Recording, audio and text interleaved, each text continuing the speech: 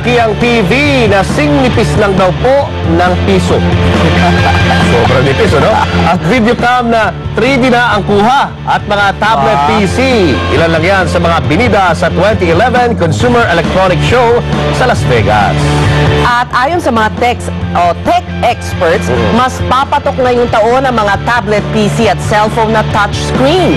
Alamin natin ang mga iba pang pinakabagong gadgets sa pagbabandila ni Apple's Halandon. Nagpiesta may hilig sa latest gadgets sa pinakamalaking consumer electronic show ngayon sa Las Vegas, Nevada. Dito ibinida ang mga pinakabagong gadgets na inaasahang papatok ngayong taon. Gaya ng mga 3D LED TV na singnipis lang ng piso. Patok din ang 92 inches na TV gaya nito. Kung TV, may device na rin ngayon na ikakabit lang sa ordinaryong HD camera. Ang resulta, 3D na ang iyong video. May relo din na ginawa para sa mga runners. May GPS technology ito para ma-monitor ang buong ruta na iyong tinakbo. Siyempre pa, hindi rin nagpahuli ang mga bagong cellphones at tablet PC. Katunayan, ang itinanghal na best gadget sa event ngayong taon ay ang tablet PC ng Motorola, ang Zoom. Gumagamit ito ng 4G technology na mas mabilis ang internet connection. Ayon sa technology enthusiast na si Darwin Apron, mas tatangkilikin ngayong taon ng mga touchscreen computers at cellphone. Less hassle, less you can actually maximize the whole product itself. Tansya ng mga tech experts, mas dadami pa ang maglalabas ang tablet computers ngayong taon, gaya ng WizPad na touchscreen at may USB port, at ang Galaxy Tab na cellphone na tablet PC pa. Para sa mga tech experts, mas lalo ring mumura ang mga tablet PC dahil sa pagdami nito sa merkado. Para sa Bandila, Apple's Halandon. Ay, panalo ha. Nabahala naman po ang maraming fans ng social networking sites nang kumalat sa internet ang balitang magsasara na raw ang Facebook. Sa website Weekly na World News, sinabing hanggang March 15 na lang daw ang Facebook. Ayon di umano yan kay Mark Zuckerberg, founder ng networking site, hindi na niya daw kaya ang stress, kaya kailangan niyang tapusin ito. Pero itinanggi naman ito ng Facebook. Sa official statement, sinabi ng Facebook na tuloy-tuloy lang ang kanilang pagtatrabaho. Hindi raw sila aalis at sa halip, nagsisimula pa lamang ang pag-arangkada ng Facebook.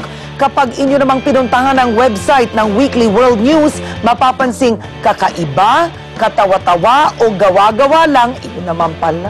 Ang mga balita rito, kabilang na ang umano'y pag-atake ng alien spaceship sa ating planeta ngayong taon. Kaya mabilis na ibinasura ang balita tungkol sa pagsasara ng Facebook. Kasama pala ng aliens. Kumbaga, nasa isang website na puro loko-loko lang. Puro pero fake. daming nauto. Pero yung mga viewers natin, nagre-react na, no? Sa Dami. ating Facebook account. Kakayanin nyo ba kung tuluyan ang mawala ang Facebook? Sabi po ni Mark Cruz sa Facebook, ay nako, hindi pwede yon, no? Napakahalaga ng FB sa buhay ng Pilipino, lalo na yung mga may kamag-anak sa ibang bansa. Eto, si Kenneth Aglubo, sabi naman niya, definitely almost 100% Pinoy users hindi kakayaning mawala ang Facebook. It's been an important tool in communication worldwide. Eto, hindi ko kayang basahin, pero di ko pa kakayanin mawala ang Facebook. Basahin mo. Wow! Savior Abelia. Paano pa basahin yun? Wow! May emote. Aba mo konti. Yan ang mga common na reaction. Ito naman. Mga Pero ang lungkot naman, hindi nag-react ang lahat sa balitang hindi naman totoo. Ito sa mga bagets naman. Sabi ni Carl Ian, Facebook is very helpful in some ways. My classmates and I use it in communicating with each other. Nice. When we have assignments, quizzes, and even case analysis. Sa Facebook, Sa Facebook sila nag-uusap.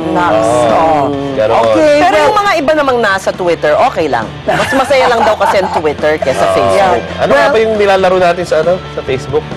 Ano yan? Yung City something, Cityville. Parang ito malulungkot kasi hindi na makakapaglaro ng Cityville.